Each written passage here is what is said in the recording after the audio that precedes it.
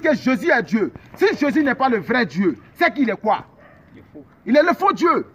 Nous, on te dit que si maintenant, selon toi, tu dis que Jésus, il est Dieu. Si Jésus, il est Dieu, c'est qu'il est un faux Dieu. Selon Jean 17, verset 3.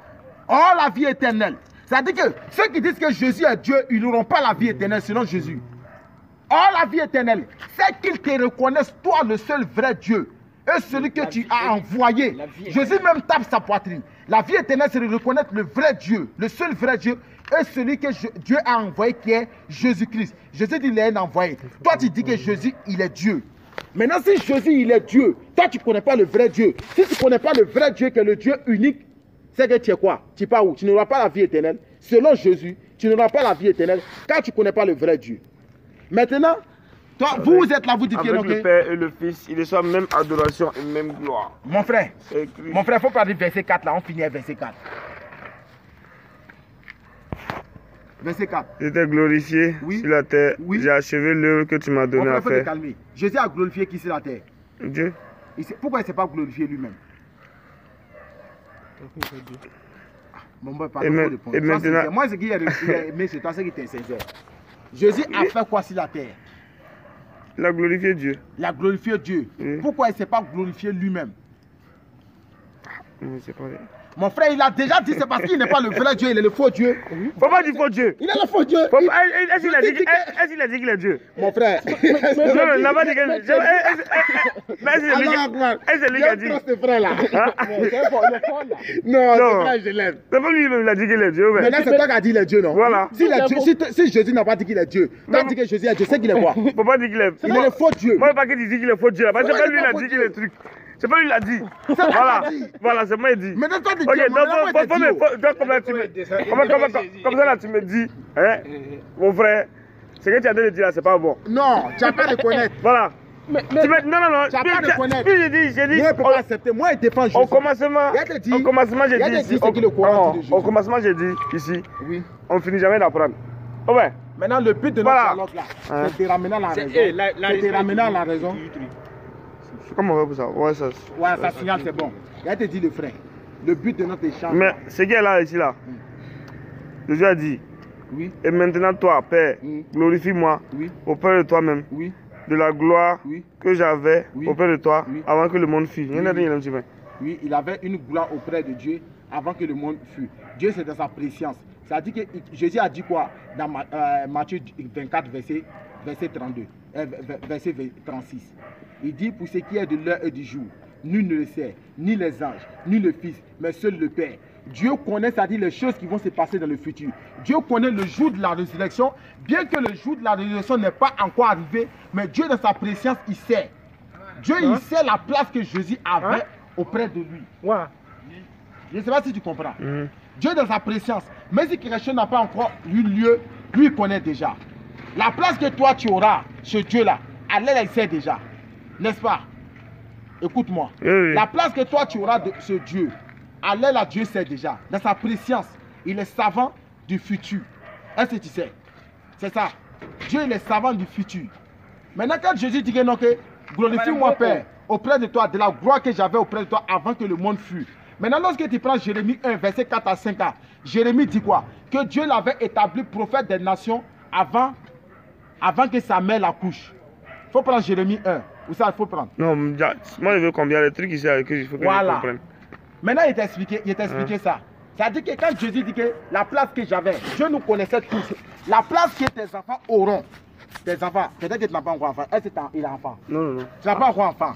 Quand tu ne connais pas la place que tes enfants auront. Même dans ce monde-là, quand tu vas faire des enfants, tu ne sauras pas, tu ne sais pas, ces femmes, à quoi elle va ressembler, tu ne sais pas. Mais Dieu, il sait ça déjà. Ces enfants que tu vas faire là, ils ont déjà une place auprès de Dieu. Dieu, il est savant de toutes choses. Est-ce que tu comprends? Maintenant, ces enfants, ils naissent et puis ils disent Dieu. Mais ça dit que donne-moi la place que j'avais auprès de toi avant que tu m'envoies ici. Est-ce que ça veut dire que ces enfants-là sont Dieu? Hein? Ils ne sont pas Dieu. Nous tous, on avait une place auprès de Dieu. Non, je suis engagé. Maintenant, c'est pour te dire que le fait que Jésus dit qu'il avait une place auprès de Dieu, le fait que Jésus dit qu'il avait une place, le fait que Jésus avait une place auprès de Dieu avant que le monde fût, ne fait pas de lui Dieu. Ne fait pas de lui quelqu'un qui a existé avant Dieu. Non. tous les prophètes là, tous les hommes ont déjà une place auprès de Dieu. Dieu, il est savant. L'avenir de tes enfants actuellement, Dieu sait. Il connaît la place de tes enfants, mais dans le monde, bien qu'ils ne sont pas encore venus. Donc ça, c'est un sujet d'enfant. C'est facile à comprendre ça. Dieu, il est omniscient. La fin du monde, même que ça ne s'est pas encore produit, Jésus lui dit que Dieu sait déjà. Mais il ne nous a pas dévoilé la sagesse de Dieu. N'est-ce pas? Ok. Maintenant, il te dit, Jésus dit quoi dans verset 4 là? Parce qu'il te fait tafsir de ça. Verset 4 là. Je t'ai glorifié sur la terre. Oui. J'ai achevé l'œuvre que tu m'as donnée. Jésus dit que j'ai achevé l'œuvre que tu m'as donnée.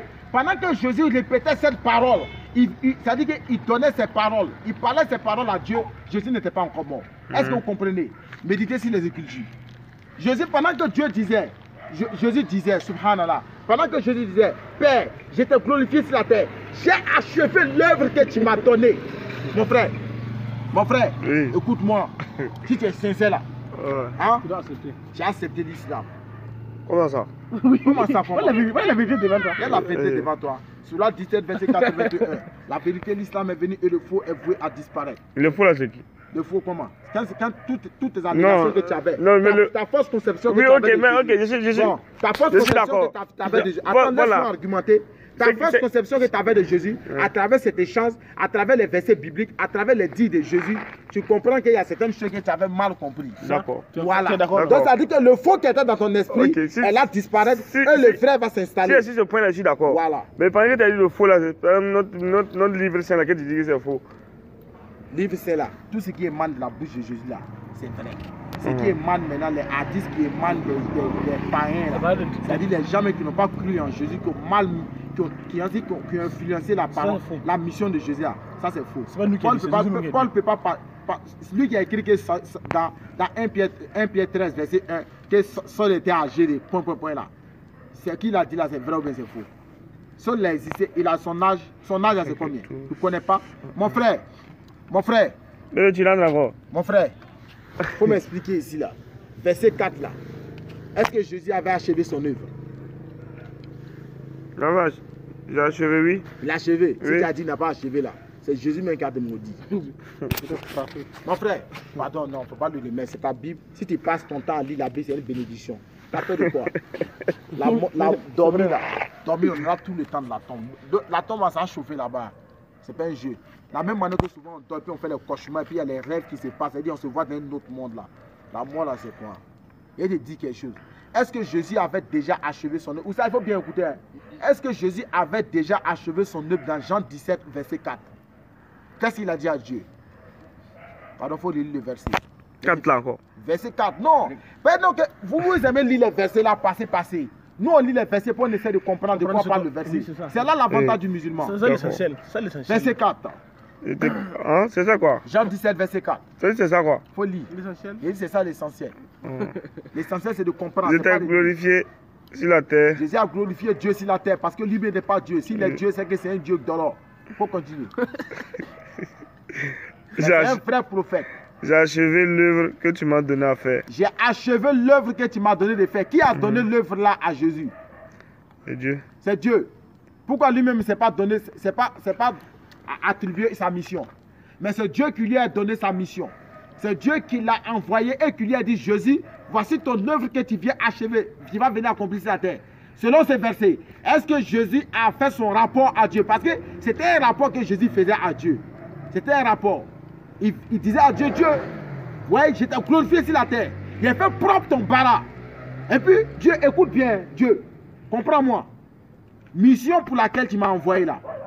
Il a fini une mission là. Est-ce que tu comprends où ça? Voilà ici. Non, faut verset 4 là, on finit ça. Non, maintenant, est-ce que Jésus était mort? C'est-à-dire que quand Jésus parlait là-haut, est-ce que la crucifixion de Jésus est une œuvre? Si tu as dit c'est pas une œuvre là, ouais, moi j'ai détaillé. La crucifixion de Jésus là, est-ce que c'est une œuvre? Ça a déjà été prédit. Mon frère, je ne t'ai pas posé si ça n'a pas été prédit ou pas. Est-ce que c'est une œuvre? La question, là. Oui, c'est une œuvre. C'est une œuvre. Oui. Est-ce que c'est une œuvre qui faisait partie de la mission de Jésus? La mission de Jésus? Oui. Faut le lire Jean 17, verset 24. Non, faut... Mon frère, on va lire verset là. Jean 17 quoi? Verset 4. Je t'ai glorifié sur la terre. Tu sais, si un seul verset, on peut faire